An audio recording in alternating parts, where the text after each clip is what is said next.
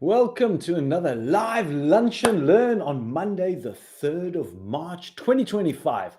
My name is Tim Wagner. I'm here every Monday to share a tool, strategy, bit of education, maybe some personal development, something that I found of value within my entire coaching program, which I've been running, for now nearly 2 years. And this week, we're going to be talking about how others see you. Now, you may think, why do I care what other people think about me? But that's not quite what we're talking about here today. So let's climb in and see what it is how you can benefit from what I'm actually sharing. So my entire program runs a 6-month program, or I do it for short, concise programs, 3 or 5 days for companies and teams. And the primary focus is helping people understand who they are now, but outside of the stress-filled state of the world that we're living, because let's be honest, there's a chaotic world out there, whether you're talking about economy, politics, customers, employees, staff members, family drama. The chaos never stops, does it? So outside of the stress state of that world, which I help my clients through, everybody through, the question is, who am I? And the ultimate part of the journey is knowing, who will I become? In other words, this is who I am now. Who will I be in 12 months, 2 years, 5 years down the line? Not what will I do, but who am I? And the who became very important for me after I walked out of the corporate world in 2018, which in 2 weeks' time, it will be 7 years. And wow, what a journey it's actually been. To think, 7 years, crikey. Amazing. And one of the key questions I wanted to ask when I left the world, when left corporate, it was hospitality, was who am I and why am I here? And over many personal development growth paths and coaches, I've created this program helping ambitious leaders to really find that answer so they can be more authentic in themselves. And today's exercise, we have a look at other people's perceptions of how they see us, which can be very interesting. And every time that I run this with my clients, something unique comes out 100% of the time. So I urge you, climb in. We're first of all going to be talking about how do we embrace feedback. Then we're going to go into how others see you. And by the end of the time together, you're going to have a clear understanding about the perception of your own brand from other people. You can call this market research if you want. Because how others see us is often a very different approach to how we see ourselves. Isn't it easy to be self-critical? It's very easy. Who's got that monkey mind, that chatter, that talks and tells you stories over and over? That's your paradigm, your pre-programmed state. That self-criticism is very easy. But perhaps you're actually closer to the ideal person of who you'd like to become than you thought. And this exercise is going to demonstrate that to you. I mentioned just now about your brand. We're all brand ambassadors. We all have our own brand. It's how you reflect yourself. I'm wearing always a black golf shirt when I'm speaking and online here. That's part of my brand. My brand is a professional pointer. So you'll always see me doing that. My logos. That is your brand. How you reflecting yourself to others. The question is, how do they receive you? Because this is your reputation. Your reputation is built about your actions, and the actions that you repeat the most is what people remember the most and the most easily. So your personal brand is then held in the hearts and minds of those who you know. And if you're part of my program, you will understand when I talk about building or filling your gap, a goal activation plan. This gives you a very clear indication of where you are. So where you want to go is the ultimate who. There's a gap. Now, filling that gap means that you need to know the answers to these questions. And let me give you an example of what we're talking about here. You may see yourself as flexible and open-minded.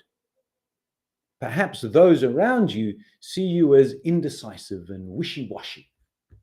Or perhaps you see yourself as organized and analytical. And if others receive that back, and that's how they see, and they say, yes, Tim, you're organized and analytical. You go, that's who I would like to be perceived as. Now I know this is coming across. Or what if you see yourself as honest, and direct, but you're received as being cold and hard. Sometimes what you think and what others see can be different, and that's what we're going to understand and break down today. So this feedback in validating who you are may validate who you are, but it also may give you a clear indication that you're not being received the way that you ultimately would want to. Now, this is not personality profiling. There's a time and a place for that. But here we're talking about some real world feedback.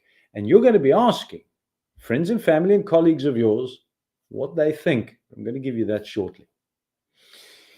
If you've followed on from my other Lunch and Learns, I did one a couple of weeks ago called the self-centric cycle, self-centered cycle, which clearly understands and explains why who you are is at the center foundation of what you do, why you do it, and how you do things. And this understanding of who is an essential part in that cycle of that framework of understanding it. But here's the thing about feedback is when you're asking for it, how do you receive it? Because you've got a choice at this point of how you receive it. So before we actually ask people for feedback, let's have a look at how you may receive it, because you need to understand and be prepared for what could be or may be quite a harsh reality check. So number one, you've got it over there. You can cave in and quit. Break down and give up when you do not accept the feedback as part of your journey, which is in fact, it's purely guidance. It's not criticism because you're asking for it, so it's guidance. But when you do not listen to this, when you do not listen to your body, when you do not listen to what other people have, and you quit and you say, it's no point, this is no good, I'm not bothered, I'm out. That's one way you can. Where's the growth in that? What about if you get mad at the source? You shout at them, you get frustrated, you get angry, you get stressed about it. That's not who I am, you're wrong, I'm right. Personally, what maybe happen is they're going to stop giving you feedback. And if they stop giving you feedback, you're going to stop growing. Physically, you will aggravate the issue. What if you ignored it? Not listening to those who are willing to help you, not listening to those who with all heart and love are giving you some feedback. The universe, the world, God gives us signs all the time about the direction you're on. We either ignore it, we're receptive to it, or you're going to follow it. So that's the thing about any type of feedback, whether it's an achy joint, which I had when I was running and I decided to ignore it. And I carried on running, caused me huge damage and stopped me from running for 10 months because I didn't listen to the feedback from my knee when my knee said, you got a problem. It's a sad part of the process of life that how often we ignore the feedback that we are being given. The last one here, embrace it and learn. When you welcome feedback, especially negative feedback, you take the energy of it and you own it and you say, that's feedback. Now, it doesn't mean that you have to adopt it. Doesn't mean that. What you're looking for is embracing it and learning from it. Interesting. Okay, I disagree with them, but I'm understanding where they're coming from. Perhaps I need to look at something else or a different direction or a different approach. So when we understand feedback, now we can climb into who am I? So the design of this exercise is to start you to help to identify that who, so that when you're reflecting your brand, who you are, it is being received the way that you are setting it out. So we're going to dive deep, and this is one of a couple of different sessions where we do some deep diving analysis of our state of name, of our state of who we are. So we're going to ask you to get feedback from a general group of people. So there's 3 steps to this. Write this one down. Step number 1, write down 10 names of friends, family, colleagues, managers, employees, staff, networks, contacts, mentors, 10 people that know you. These are 10 people that when you phone them, you said, hey, how are you? They're going to know who it is, even with caller ID that they know. People that know you quite well, that you converse with on a daily, weekly basis. 10 names. That's step 1. Now write those names down and press pause and then write those names down. Write them down before I pose the reason why. Okay, you've pressed pause. Well, only if you're watching the recording. If you're live with me, let's keep cracking on. So the next thing is you're going to take this, and I'm going to put it on the comments below, in the chats below afterwards. And the question is, please can I ask for your assistance? I'm currently live on a coaching course. You can amend that as you want. And as part of this coaching, I need to ask 10 people to share 5 adjectives that come to mind when they think of me. Please send me 5 words that you would use to describe me to someone. Okay, you got that.